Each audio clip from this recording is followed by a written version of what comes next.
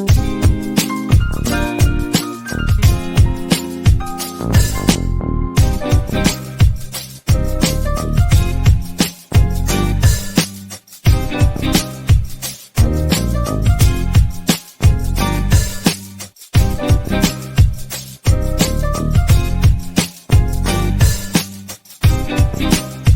can't do nothing with you.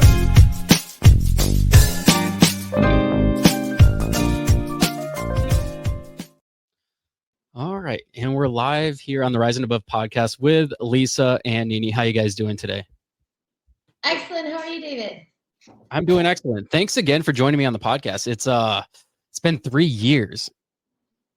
Yeah, you were like I think you might have been the first podcast that we ever did. Back when we just had a pipe dream. Yeah, so thank you so much for having us again. Yeah. Absolutely. And I do have to kind of point out your video is lagging. So for the audience, hopefully there's no audio interruptions there. But yeah, we apologize for that. It's just kind of the best that you can get in Antigua, but yeah, Island Life. Way to brag. Struggle is real. Good weather, bad internet. Now, you guys were on 3 years ago, and that was the start of the podcast almost. I think you guys were maybe somewhere in between episode 1 and 10. I don't remember exactly. But since then, what has been going on? Because I remember when we sat down before, you guys kind of told me about your pipe dream and how you planned on rowing the Atlantic a challenge, and then it was going to be like a 3,000-mile row. Is that correct? Yeah, that is correct. So we, I can't remember if you got in touch with us or if we got in touch with you. But I first love that we've kind of been on this whole journey together, and we've all accomplished so much in those 3 years. But we were planning, and we were just kind of in the inception phase of Team Ocean Grown, which is Nini and I, who are female pairs ocean rowing team. And at that time, it was very much just a dream to row across the Atlantic. And then now we've done it. Yeah. And we have not only accomplished that dream, but we set a world record in the process. So amazing and insane, both at the same time. Yeah. So, for anyone who doesn't know, back at that point, we were still very much in the start of sourcing our fundraising to make it to the start line. And that we learned was a challenge in and of itself. And from there, we were able to buy our boat, and we were training out of the U.S. Virgin Islands.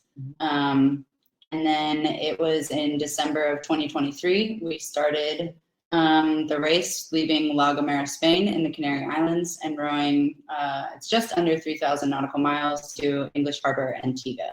So I have so many questions about the whole rowing thing, but I kind of want to back up and talk about why you guys wanted to do it and what the goal and purpose of it was. Yeah, so going along, and part of the reason that we were obviously on your podcast is we had this massive goal to row across the ocean. Nini and I both are females who work in the professional sailing industry, which is how we met here in Antigua at the finish line of this race. And so after we both decided separately that we wanted to come together and be a team, we came up with a charitable aspect of our campaign, which is really cool and special, and has panned out more beautifully than we could have expected. So we decided to create the Bridges Over Water Scholarship Fund. So the fund is a maritime education scholarship for young adults who aged out of the foster care system. And so I myself was raised in care. I aged out, and then after trying to land on my feet in a few different ways, found myself in this sailing industry at age 19. Fast forward now, I'm 32. I'm the captain of a very pretty sailing yacht and have traveled through many countries and really just experienced a life that I never could have imagined. And so through our fund, we're going to be able to provide that same meaningful change for other young adults who grew up in care. And so we're really, really excited about the whole thing. Now, do you find that being in that industry, it's very difficult for women to work in that industry? And are you and is it an industry where not many people get involved, period? Just doesn't matter what sex, male or female?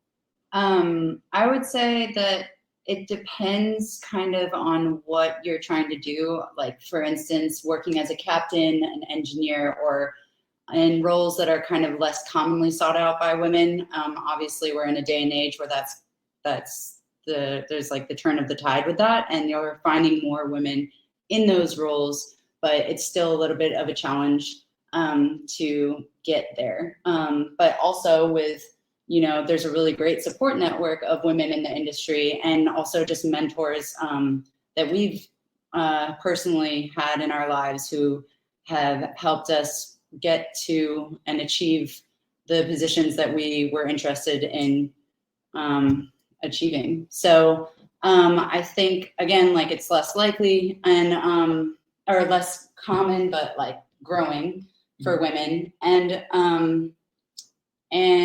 yeah, it's really cool to be a part of like the forefront of women kind of turning the tide in the industry. And, coming from a sailing background, we were really excited to take on this challenge as Ocean Rowers, and then also our Maritime Education Fund to take youth who have perhaps not even been in the maritime industry or the maritime sector. Like, I believe the second half of your question was kind of like, do you have to have that kind of experience to enter that kind of role? And I think the cool part about our scholarship application is that we're looking to change lives. And I think a huge part of that is finding individuals who maybe haven't had any maritime experience or sailing experience, and, introducing them to something that could be completely game changing. Mm-hmm. And that's really amazing in and of itself, because you never know what is actually going to inspire you and what career path you might find yourself on. Yeah. So, and with, I just wanted to back up. No, go ahead. And say, like, with, Nini works as a rigger, I work as a captain. I think there's substantially less female riggers than captains in our industry. And so for us kind of coming in and doing this scholarship, socioeconomic diversity is also another major player that comes in. And so I think we're pretty uniquely qualified to be able to, bring mentorship into different types of diversity and create really exciting new careers. And I find that our industry is one where it's valued on hard work, and it's valued on perseverance, dedication, and being extremely adaptable. And so once you apply all of those things, which are things that are very prevalent for youth in care, the sky really is the limit. Yeah. Now, I don't know anything about that industry, but what can someone expect? Like, what is the day-to-day activities look like for somebody in that industry?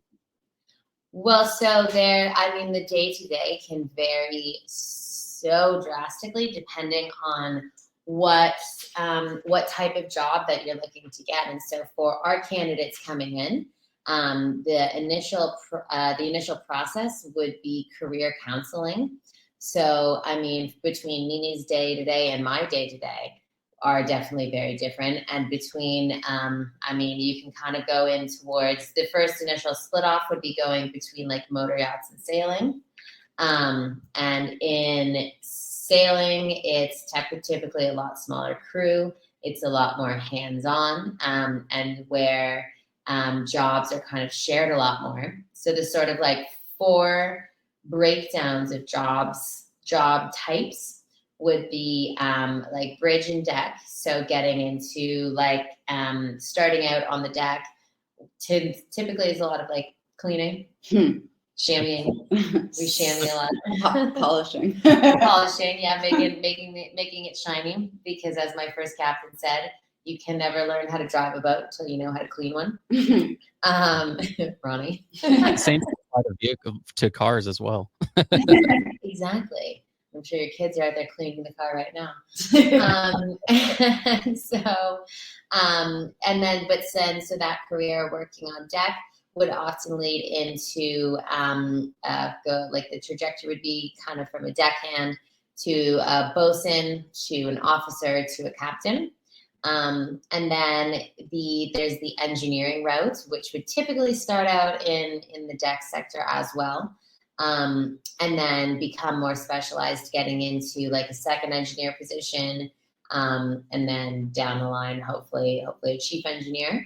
And then there's also the interior crew, which would be dealing with a lot of like housekeeping, service, all of those types of things, which are like a lot more detail oriented and creative than are in my possession of skills.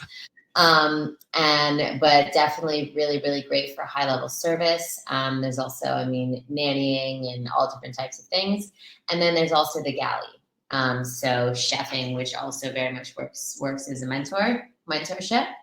And so the exciting thing about the maritime industry is that there's just so many possibilities. There's so many cool things, programs, so many different types of travel. So it's like a build your own life. Yeah, and the cool thing I think that you mentioned is like it comes down to the career counseling and learning more about what the individual is seeking, kind of getting to a better understanding of what their personality is, what they, where they might thrive in the industry, and then building from there. So yeah, very cool. That is, yeah. It's very cool that you guys are willing to help people out and give them a path to being able to have a successful future. Do you guys feel like that's something you possibly struggled with, and that's why you want to be able to help other people with the same thing? Absolutely. I think, Lisa's story is a bit more ties into that storyline directly, like her growing up in foster care, but then being able to change her life around to having a successful career.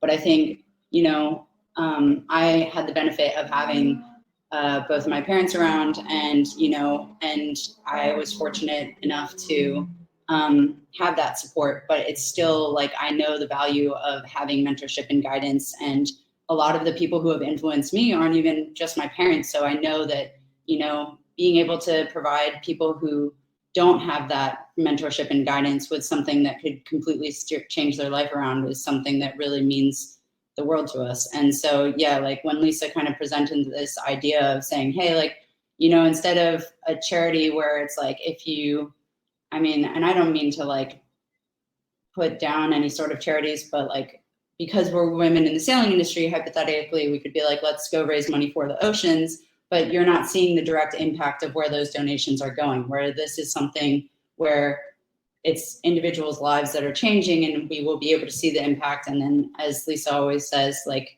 quite literally break a cycle of poverty and get people, to a great place where they can stand up on their own, and then hopefully provide that change to other people, and it'd be like a domino effect of how we can, continue to create waves from this. So that's a very important point, because I've heard many times to create less losers, you give them a skill, and then they'll be fine. Yeah, teach a man to fish.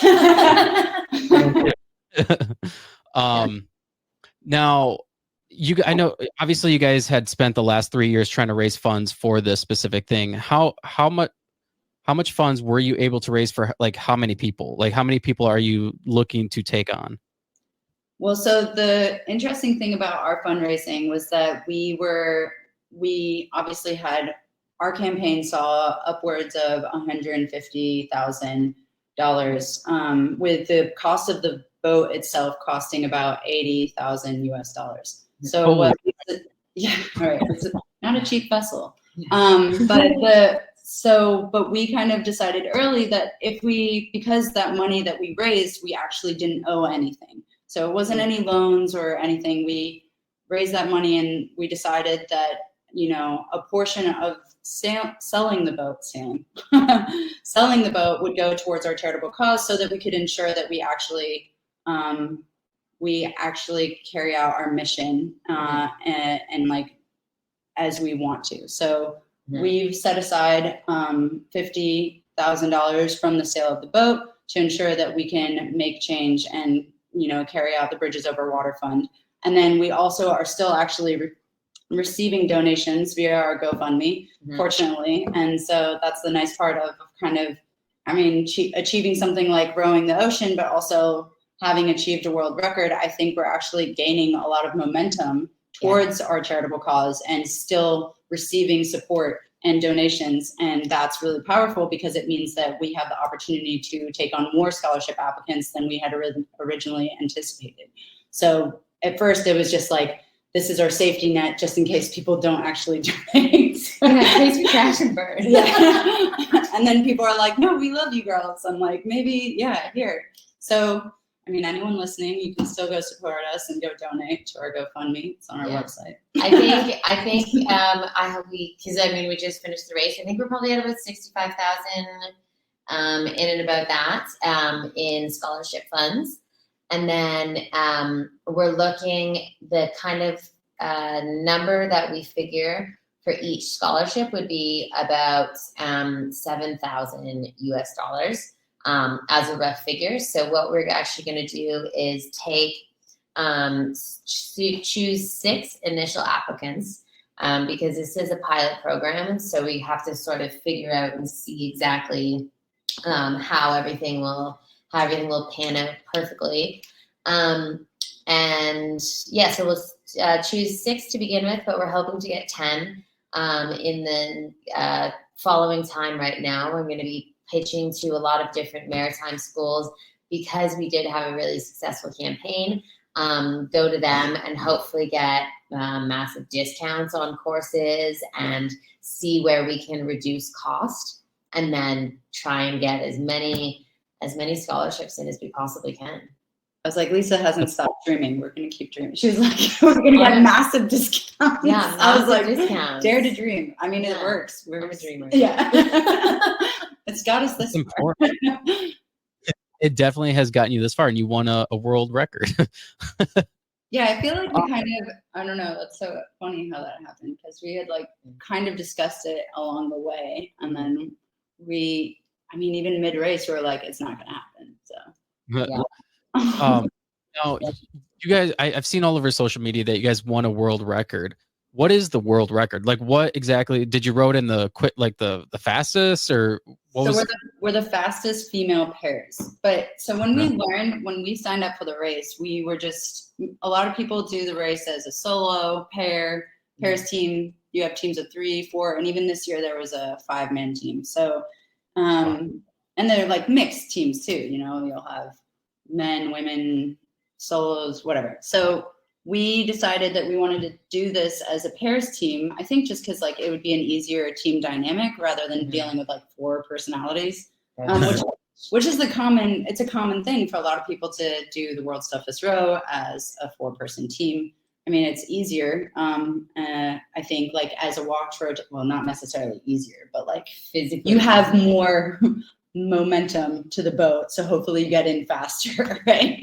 And then I think like as our team developed, we had heard through the grapevine that the women's pairs record might be within our grasp. And the men's pairs record actually stands at something like 32 days. So then our initial goal was to just kind of narrow that gap. And like I said, when we started, even during our fundraising, we're like, we're going to push for a record, which I also like kind of hesitate to brag about because, now you put that like out there for everyone to hear. And if you don't do it, then that's even crazier. Even yeah, then you're like, ooh. Well, I was like, we want to challenge the record. Right. Yeah. Mm. So, but then you see people and they're like, wait, right. We lost you for a second. Yeah, I lost you as well. Okay. But I think you're back. So, but what's so crazy is now meeting people having accomplished that. And they're like, we're so impressed that you said you wanted to do that. And and you achieved it, it makes it that much more powerful. But as I kind of skimmed over earlier, there was a moment mid-race where we had no wind, and our estimated arrival time was well past our like expected date of trying to challenge the world record. And Lisa and I kind of came to terms with the fact that that wasn't why we had signed up for the row. And she likes to say how like as soon as we kind of accepted that, the breeze kind of started to fill in again, and our momentum picked up, and our arrival date started to come like get a bit closer again. And it was just really, it was interesting how that worked. It was like almost like the universe and the ocean were like, you need to remember why you're actually here, and it's not to try and, you know, get some sort of title. It's not to do that. It's to, you know, bring you back into the intrinsic reasons why you're here, and to make yourself stronger, and you're going to be doing this incredible thing. And so, because earlier on, there's a point where I know I'm super competitive. And I was like, record, go, go, go, go, go, go. And then as soon as we brought it back, then Mama Ocean gave us a window. Yeah. So it was really cool. How many days did it take you guys to complete it? 45 days, 1 hour and 27 minutes, which we challenged the previous female pairs record by 6 hours. It's pretty close. If we had gone like less than 3 knots within our 24-hour window of arriving, we would have arrived like an hour late of the record. And that would have been brutal. I think I probably would have been like, okay, well, now we have to do it again. All right, just shift to go back to the start line. Yeah, like an hour? Oh my God, that would be brutal. Do you guys see yourselves doing it again in the future? I think like I might stick to sailing for a bit now. Yeah. It made me really miss sailing. I was like, oh man, look at like those boats with that canvas. Yeah. And they don't even have to use their little arms and legs. Like when you're sailing, if the weather's really bad, like typically you just like make a cup of tea and like look out and go, ooh, that's rough. Well, let's consider this. If you're sailing and you have headwinds, you can still make forward momentum with the boat. Same if it's on a beam, same if it's downwind. You can basically like achieve forward momentum from any point, unless you're like dead nose into the wind, then you're probably not able. But right. So on a rowing boat, on the other hand, the only like the most comfortable and fastest point of row, like point of sail, is downwind. And I mean, like you can make forward momentum with it on the beam. It's pretty uncomfortable. But as soon as that wind shifts around like to the front of the boat, you're like, this is not fun anymore. Which speaking of, currently there's still like a few boats of the fleet out there, and they are like struggling. Yeah. And both of their stuff. And it is like the conditions are super funky. I don't know if it's because it's the year of El Nino and we got some weird weather patterns coming over from the Pacific, but it's just, there's this really like strong, if you're interested, there's the app called The World's Toughest Row, Yellow Brick, and it's free to download, but you can go and support the last boats coming in. And there's this 4-woman team. They're about to set a record to be the oldest 4 women to row across. And man, there were 3 miles from shore this morning, and now they're 5 because they've gone backwards. 30? Wow. They were like less, weren't they? I don't know. Anyways, they're close, but yeah. That's crazy. Now, how soon before this race did you guys start preparing for it, like physically? We've been training for like a good period of time. Like I think it was right around it would have been about the time when we were doing the podcast with you, because I was over in Greece at that time, running a boat. And so I started training with one of the Greek national rowing team training coaches. And so he taught me how to row. And then it was also like I was training super duper hard with him. And then like Nini was working like very much upping her gym schedule. and then getting ready physically. And then like the last year, we've definitely both been pushing pretty hard. Yeah, I would say between, because Lisa and I were kind of on the move a lot, if we ever had access to a gym, we would focus on weight training and time on the erg.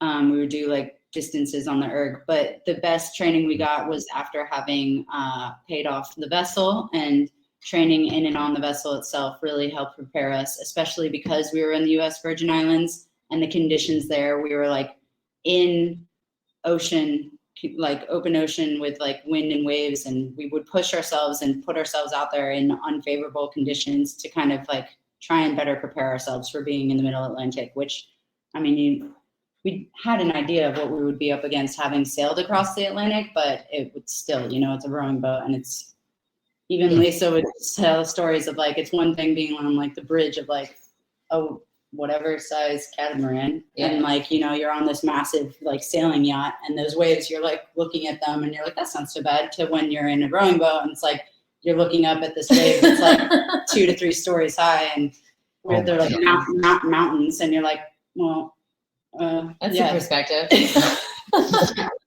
Yeah. So what is your typical diet like? Because I could assume that you're burning so many calories when you're rowing. What kind of things are you consuming on the boat while you're rowing? Chocolate. Lisa dug into the grab bag like last week and pulled out our chocolate. She's like, well, so here's the thing. So we had like lots of snacks. It's important to have snacks. I'll get into the food part in a second, but she did really go above and beyond with food. Yeah, but so we like pack. We have our daily food bags, and so we want about 4,000 calories per day per person. And so we have like our breakfast and then lunch, dinner, and then our snacks. And then we also had like an entire locker full of extra like snacks and sweets and all this stuff. And as soon as we got out, we both just started getting like the most. Oh, I lost you guys. Oh, we're back. Okay. But we both started getting like the most intense sweets cravings ever. And so we joke that it's oh no. Sorry. The weather's not good here, and so I'm scared about it. No, for the people, but so an island, right? You guys are in an island. But yeah, so we ate like our entire race's worth of like snacks in like 2 weeks, like all of our like chocolates. And I mean, if we had to stay an extra week at sea, we probably would have been very grumpy with each other, because we were rationing out like the last of our treats, because we had kind of plowed through them within our first 2 to 3 weeks at sea. And then we're like, okay, we need to reel it in. We need to, portion out our sweets. But then Nini was joking about the grab bag, because we have like our ditch bag on board, like a waterproof bag with all of our like super emergency stuff if we ever have to abandon to life raft. And part of the race regulation is you have to put chocolate bars in the grab bag. And so we got maybe like a week out, and I was like, yo, hear me out. We're like within rescue range of a helicopter now.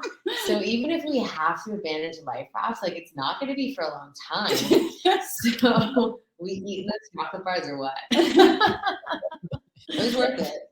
So worth it. But yeah, so like in general, like I do think it's important to mention that, so we're like dependent on eating freeze-dried meals throughout the duration of the race. You bring all of your food with you, and we use a water maker and our jet boil to rehydrate our foods.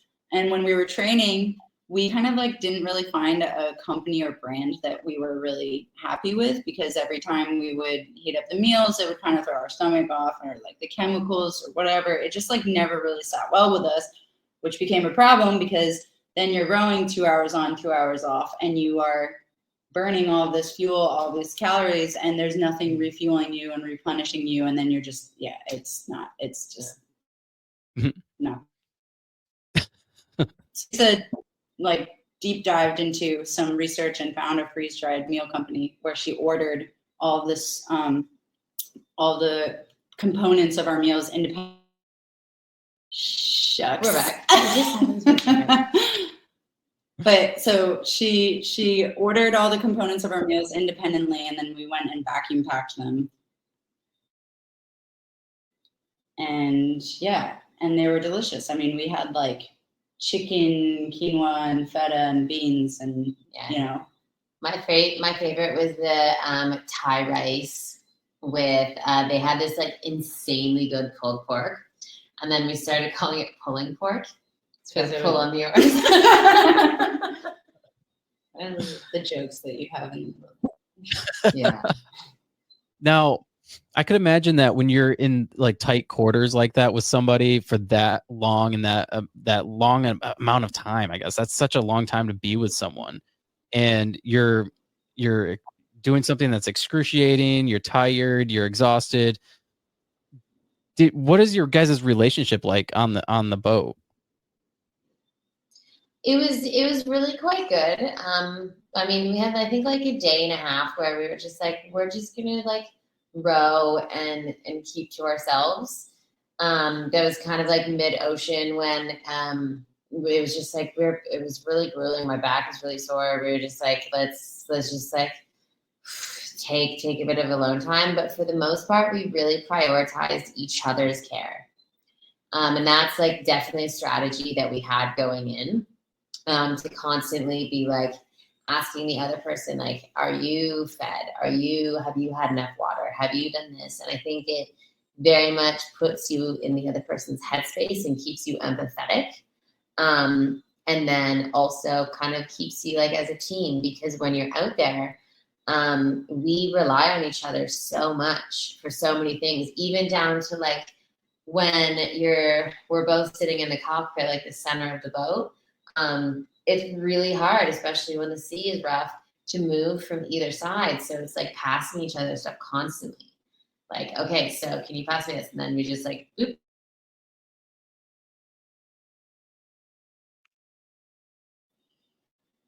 We're back. Okay. Yeah, so we're constantly like passing each other stuff, and then we have to make sure that like, we have to make sure that each other are good on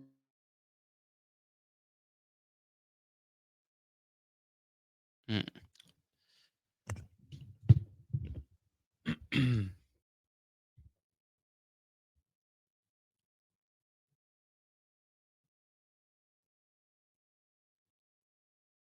think I lost them. This is interesting.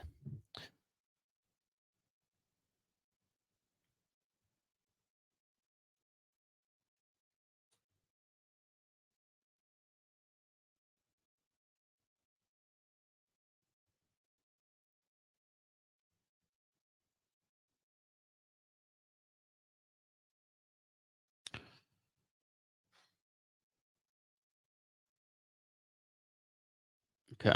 Well, this is interesting. I definitely lost them. I'm going to wait a few minutes to see if they come back.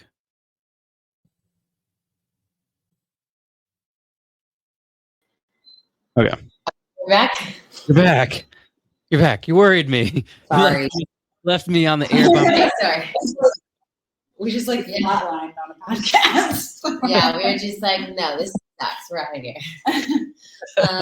But yes, definitely we prioritized each other a lot, and because we rely so much on each other, and I mean, our goals are tied in together, and so I'm really proud of how we like really work together and watch out for each other. I think I actually really like that question because no one's asked us yet. Like people have been like, oh, it's so cool you guys are still friends, but no one's been like, did you guys get along?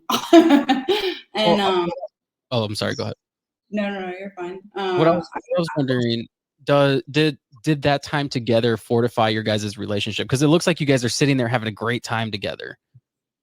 Yeah, I mean, like I think that we had plenty of time to share stories. Like I thought that we were kind of going to be completely like almost like a solo row where we didn't hang out that much. But during the day shifts, we would actually, like Lisa mentioned, we would like either be cooking for each other or whatever. I think there was only one moment like when it was really tough and hot where we got into like a bit of a fight. But the craziest thing is that we were able to recover from that and know also that we were like, well, it's not, we were like, well, we're really pushing ourselves. We're really tired. And, you know, and be able to recover from that and still get along. But we made it, I think some of my favorite things are too, like we would always try and do like a sunset check-in and be like, how's your body feel? How are you feeling mentally?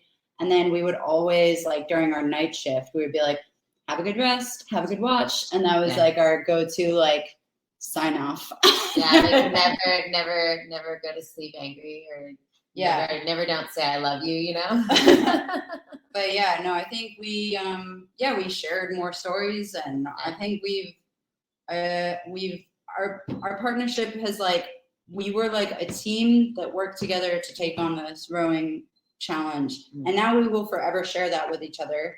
And now we still are working together to try and, you know, develop like essentially Lisa's dream of our mission for the Bridges Over Water Fund.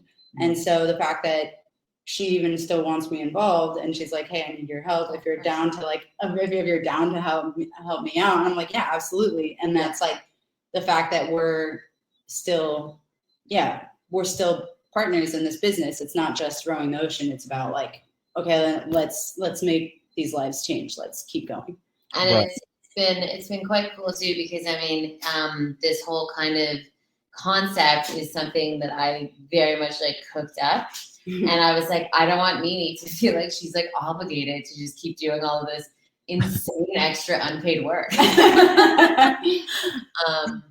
But she, I think, has kind of also like fallen like kind of in love with the whole concept of it, because it's beautiful and it's cool and it's unique, and it's not often that you are able to like just change lives in such a really profound way.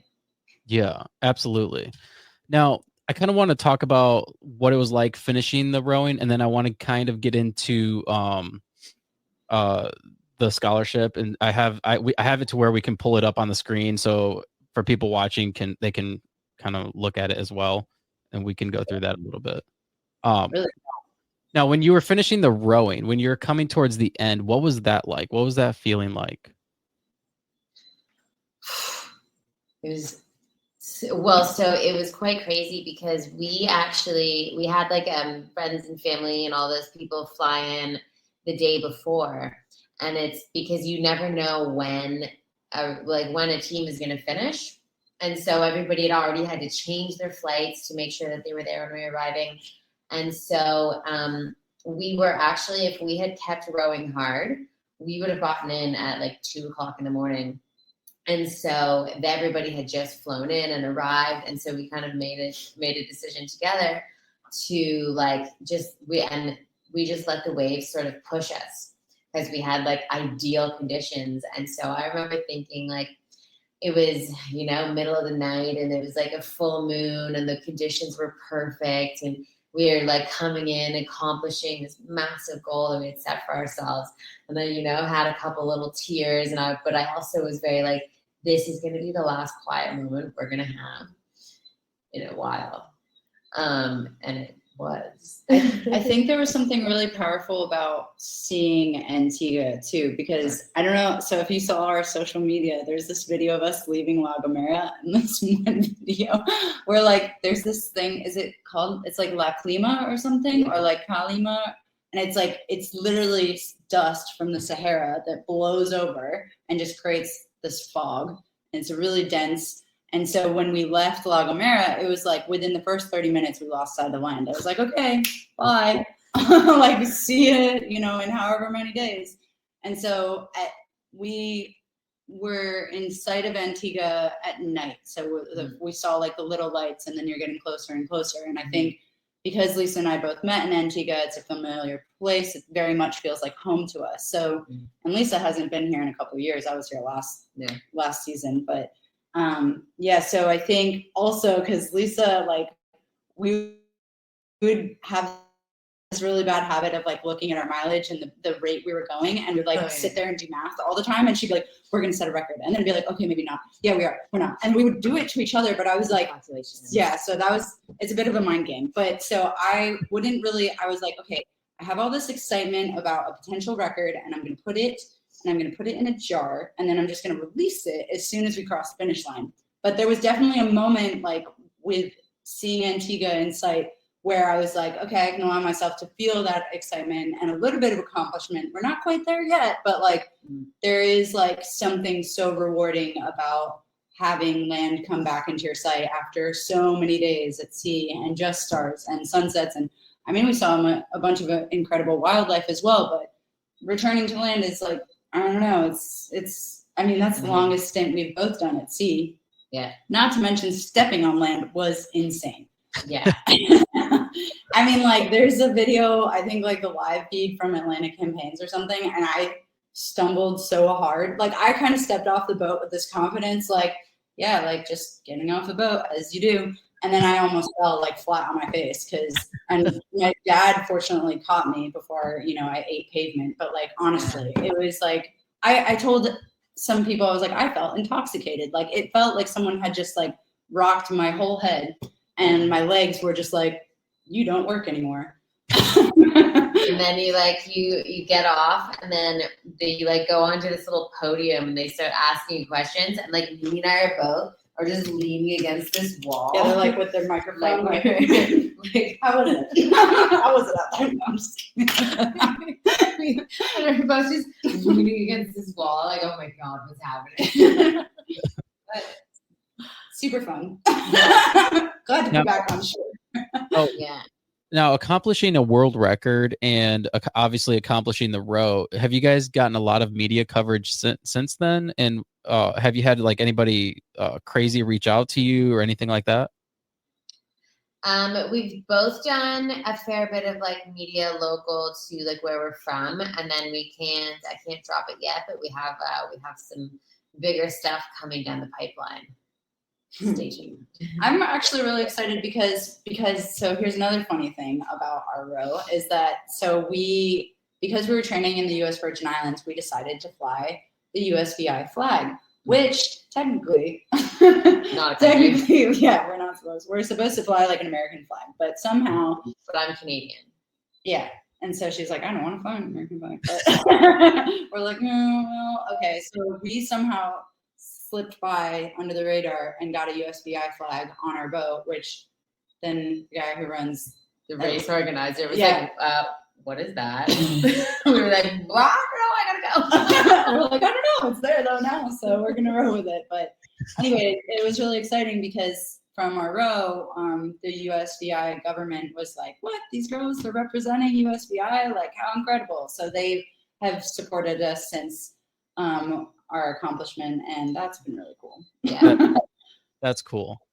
Now, you guys are obviously in the search for people to apply for the program, the scholarship. I wanted to pull that up on the screen so we can kind of go through it. I don't know how much of this you guys want to go over. Oh yeah, absolutely. And so it's honestly, David, been a little bit stressful because, I thought it was kind of a build it and they will come sort of thing. And so it's a build it. I think it's more of like a build it, and then you have to promote it really hard. And then hopefully they will come. We just have to find the right outlets. And I think this podcast is a perfect place to kind of like help us like branch off from there and be like, okay, our scholarship application is live. And anyone who is kind of involved in this sort of like field, please share our scholarship application so that we can find people's lives and set them up with job placements and careers, Because there's no like, especially for people who aged out, there's no like, I don't know, like Spidey Sense network. We're just like, is there one of those for like not people who have aged? Yeah, people with Spidey senses. We're just like, like people out in the world, and so to kind of be able to target that demographic is that is the current challenge. And so we actually extended the application to be open until April 12th. Okay. Yeah. So do you want to talk about this and then also I was like, I can't quite see. Yeah, I'm gonna pull it up on my phone at the same time so that I can. Oh, okay. Is it blurry or something? It's just small on our screen. Yeah. Maybe if I can, I don't know. Ooh, girl. Full screen. What? Oh, All right, I got it here too. All right. Technology. Yes. So do you wanna? Me? I just don't know. Like, so do you just want to hit like bullet point type things, and just talk about briefly each page? I just Yeah, cover like. I can kind of just like talk through it a little bit. Okay. So I mean, the obviously our mission is to bring young adults who have aged out of the foster care system into maritime careers. Young adults who have aged out are exceptionally vulnerable to high risks of homelessness, teen pregnancy. If you look at the rates of post-secondary education or secondary education completion, it's just so exceptionally low compared to any kind of national standard. And the struggle to just reach adulthood can be enough that achieving anything beyond that is kind of a pipe dream. And so that's something that we're looking to break the cycle on. And so our kind of eligibility is young adults aged 19 to 30 years old who either aged out or spent more than 10 years in a social services system in North America. And so that actually does extend to Canada, the United States, and Caribbean countries, because Nini and I have both lived and worked in a number of different Caribbean nations. We definitely, especially Antigua and the Virgin Islands, I'm pushing to have candidates from both of those places too. We're doing some work here locally to promote as well. And so our program is leading into the maritime industry, which has a wealth of opportunity for a wide range of skill sets, including seamanship. There's a lot of incredible professional networking that happens. And then if effectively creating like financial stability is the ultimate goal. And so I kind of developed 4 pillars of our bridge for our bridge over water, which are individual planning and development, education and training, mentorship. Yeah, there you are. Yeah, there you are. And then interpersonal leadership and development. So the individual planning and development kind of gets into the stage right after our applicants are selected, and so they become one of our scholarship recipients. And so we're set up to be able to, as we discussed earlier, go through some career counseling, and then that will then dictate who would come in to be a mentor. And so we have some exceptional mentors who are at the top of our industry, like captains of some of the most impressive boats that have been on this planet are kind of some of our backers. And then we're happy to assist with like logistical support, all these different things, because obviously, I mean, I know I didn't get my driver's license till I was 25. Whoa. Yeah, I mean, I just never really had a chance to, and then I moved away, and then, yeah, having some logistical support, and then getting set up with some mental health support, because it's not lost on us that kind of stepping into an entire new world can be big and stressful and have a lot of different repercussions. And then, do you have any questions? I just realized I talked a lot. I don't know. So I think the fund comes into play in large part with the education and training. So like that's where the bulk of like the donations and like I said, the Bridges Over Water Fund, the creme de la creme, is going into learning where that individual wants to kind of specialize in, and finding them the education and training to allow them to develop the skills that they might require to the job placement that they desire most. I mean, to make them well equipped for that job, right? So for instance, as a deckhand, we were discussing how some of the basic training might be an STCW course, as well as either like a day skipper or yacht master course. Let's explain what this is. Right. Okay. Good. Yeah. But the thing with boat people is we talk about like everybody knows what the heck we're talking about. So basically, your STCW is like your basic safety training course where you learn first aid, seamanship skills, your marine firefighting, and personal survival techniques. And it's like, and then it's like security. Yeah, security awareness is a different course. Yeah, but so that's a course that like everybody who gets paid to do anything on a boat has to have. So all of our candidates would go through an STCW training program, and then a seafarer's medical. Those are like two mandatory things. The STCW is a 1 week course, and it's actually quite fun. You get to like because you do your firefighting course, so then you get to do like everybody goes in, you go in with the fire hose, and it's part of the training everybody loves.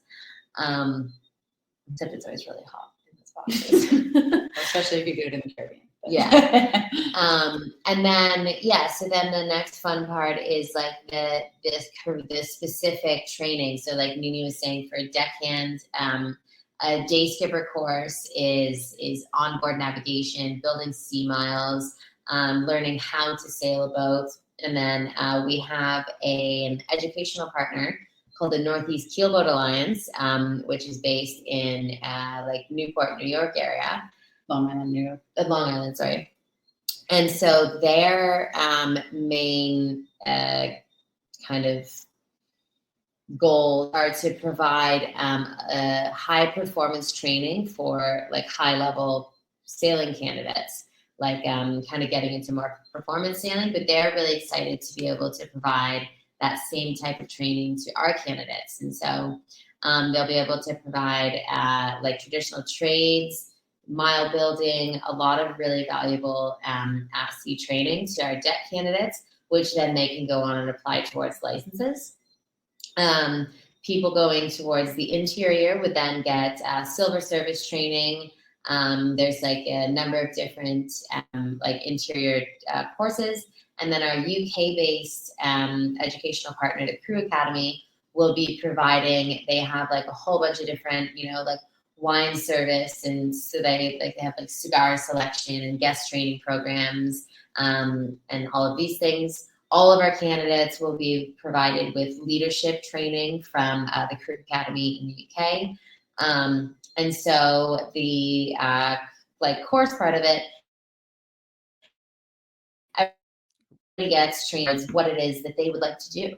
And then I've spent quite a long time building a network of boats and captains who would be interested in providing job placements. So once all of that process is done and then the courses are finished, then we'll be able to provide job placement assistance and with a focus on boats who are going to provide healthy mentorship and learning environments.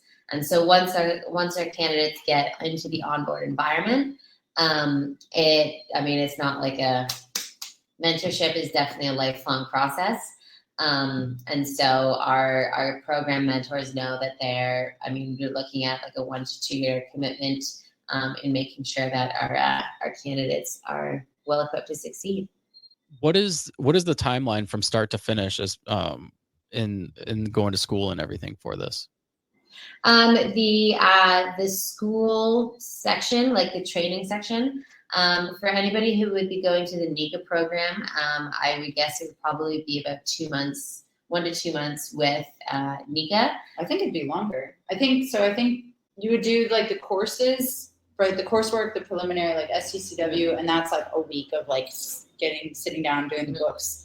But I think like the apprenticeships and like building those skills, like with NICA in particular, because they're willing to train them not just on like performance sailing, but also like the basics of like boat repairs and maintenance, which is really cool and valuable. And through like an apprenticeship like that, it's anywhere from 6 to 12 months. that they're willing to take them on. And that's really cool too, because they also provide accommodation and stuff. So they're awesome. But yeah, it's quite like we're taking everything kind of on a case by case basis. For example, like interior candidates, all the coursework, like all the training could be done kind of within a month's period, and then be ready to go into the onboard environment. Deck candidates, because it is a lot more in depth in that regard, would be longer, but sort of still like kind of like within. You'd still be like working. I would say it ranges from the position that's available. So it's going to be something that's either like seasonal, which would be somewhere like 3 to 4 months, or like a temp gig that seasonal position could lead into something that's prolonged. Like it could be like that seasonal position leads into like another year or more, right? Mm-hmm. But anywhere from like that 3 to 4 months to 6 months as like the 2 months is like a trial period always. So yeah, but like, so say from like the time of like getting your application accepted and you're part of the program, I kind of look at it as about 1 month of like getting all your paperwork together, getting ready to go. An STCW is, like we said, a week. And then realistically, we'd be looking at like 3 to 6 months into like a paid job. Like hopefully paid internship type of thing. What is the average pay in the maritime industry? That can vary quite a lot for entry level positions. So for like an entry level deckhand, stewardess, typically it's about $3,000 to $4,000 per month for if you're working on a charter vessel. And so charter vessel means that the boat is also rented out, and then you would get additional charter tips on top of that, which can be pretty substantial, oftentimes double your salary, or even more.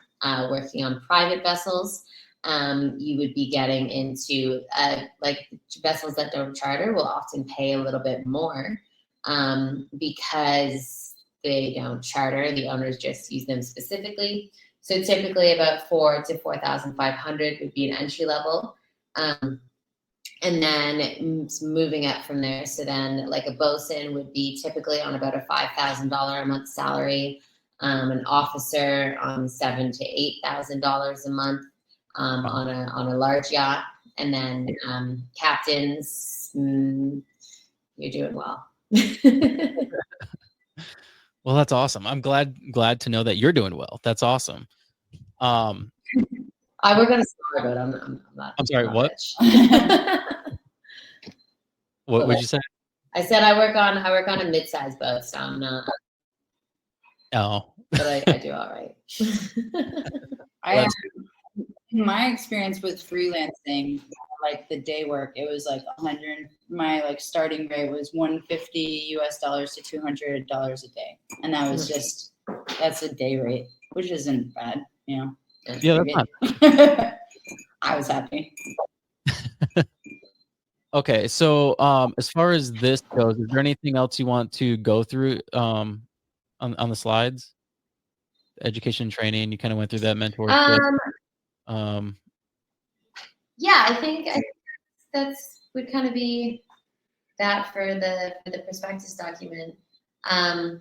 But I mean, I think something that always struck me about the whole like sailing industry is how supported I felt when I came in, because you live on board, you work on board, and so you don't have any expenses, which is really nice. Your food is all taken care of. You have a chef on board to feed you, which is you become quite lazy. Yeah, I got after I was like, I'd taken some time off one time and it was lunchtime and I was like, but how am I going to eat? Yeah, spoiled, right? But something that always really struck me was, the kind of supportive nature of the onboard environment is a place where, like, coming from not really having a family, I sort of found my family, and I found a very international family. And like, whether you had my background or a different one, like we have this big, massive international family where no matter where we go, there's, somebody, and you always have support everywhere, and you get to really get involved in other cultures and get to like intimately know so many places all over the world. And so just the opportunities are vast and very cool. And it's the type of job where the harder you work, the better things get, which I mean is awesome. That sounds so amazing. That sounds like a dream job, because it kind of seems freeing in a sense, like being in the middle of the ocean, just sailing, just being on a boat. I mean, I'm sure it's a lot of work, but it just seems like there's like a piece to that. Yeah, it's been funny because I remember I found my start in the sailing industry, and I kind of followed my brother into it. And so with just the two of us, my dad would look at us and be like, what have I done? Like, both of my kids are just sailing around the world. And I'm like, you do realize it's really hard work. Like, you make it sound, remember when there was that fad of people being like, what people think I'm doing and like what I'm actually doing? It's like people think that you're just like in the Caribbean, like living the dream. And then reality is like you're in the bilges, like covered in oil and just being like sweating bollocks. And you're just like, But then you get to poke your head up and be like, I'm in the Caribbean. It's extremely easy to memorize anything that anybody does, because it just you see the results of it. You don't see all the work that goes into it. But absolutely, yeah. But I would definitely think that like being in the middle of the ocean has to be that's probably one of the most rewarding things about what you do, right? Yeah. And that's why we both loved this race that we did, because we both just love being in the middle of the ocean. Yeah, there's like a peace and calm and just, I don't know, I think that I've explained this before, that there's, if you have a heart that longs for kind of being in the middle of the sea, there's a part of you that misses it if you've been landlocked for too long. And so, I think I really loved our experience out there, even when we had a new moon. And I've seen stars in the middle of the ocean. I was amazed to be seeing like these stars like just above the horizon line. And I mean, it was incredible. Like, and then the bioluminescence in the water.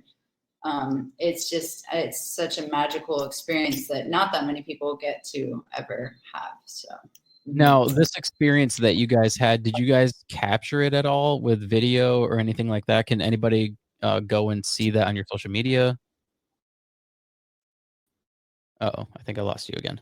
See, I had this joke with Lisa where I was like, hardest moments to capture, trying to capture the full night sky at sea. Like, how do you do a long exposure? But so there are moments that I'm sure, as anyone will understand, that cannot be captured or will never do it justice, such as the magnitude of the waves, the brilliance of the stars, the colors of the sunrises or sunsets, and as well as the experiences of overcoming some of the most difficult and challenging moments that we had, being like brutally beat down by sun or whatever it was. But so, we did our best to kind of document and reach out to social media and just like say, hey, like we're still out here, we're doing okay, and this is the progress we've made.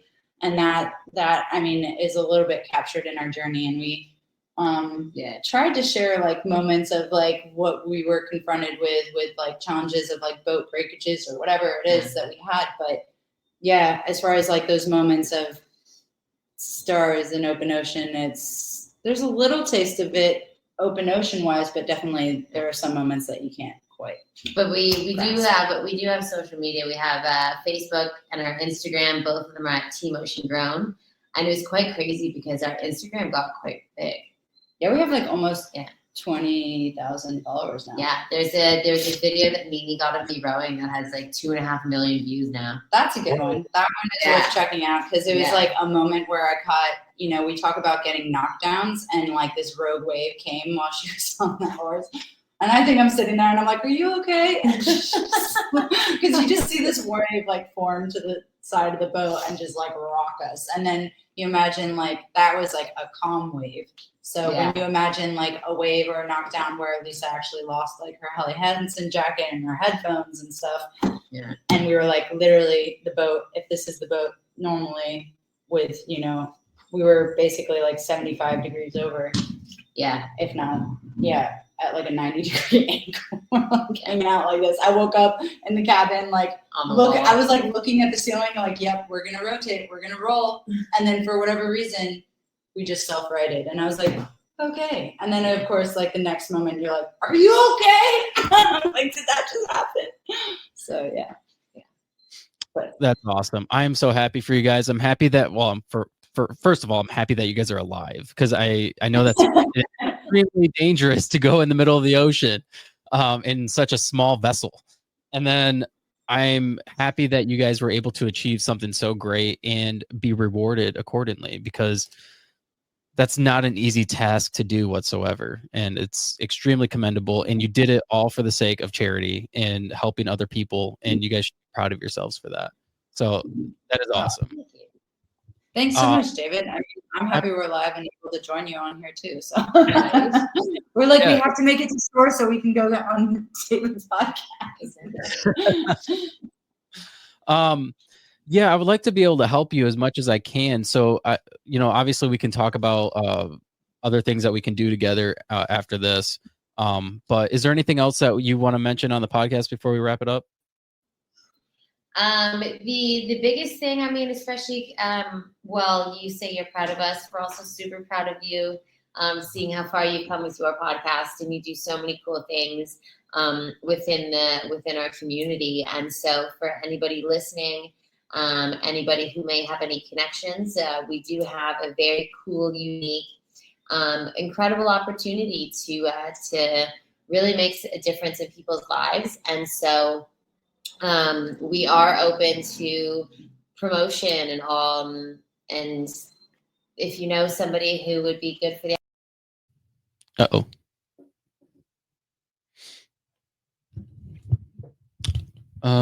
Completely lost them. Let me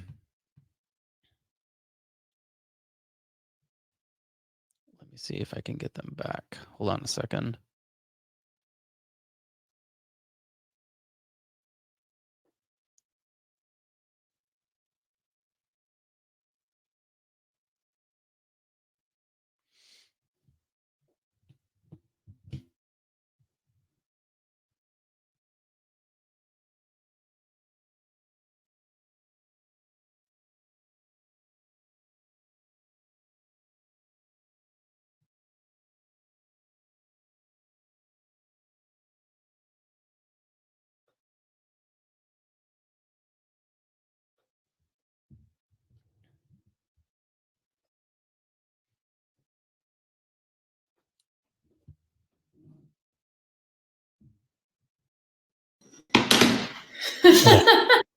You thought you lost us. You thought you could get rid of us. Oh, that was stressful. We're like, no. It's all right. Yeah, but if anybody knows of anybody who you know would be good in helping us to promote this, to get people on our application, let us know. We worked really hard to get to the race, and then now we're going on the new adventure. So yeah, so our application is also accessible at www.oceangrown.co, no M because the M was too expensive for us, /mission.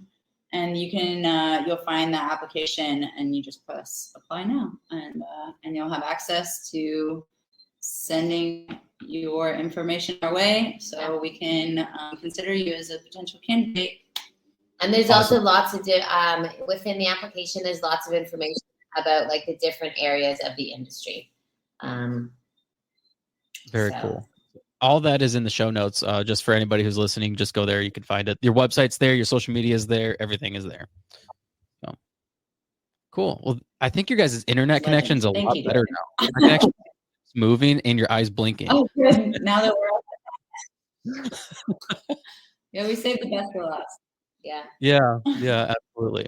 Well, thanks again, guys, for doing the podcast, and thanks again for reaching out. It really, honestly means a lot that you're like, we should do his podcast again. So thanks, I really appreciate that, and it's cool to see the success that you guys you two have had.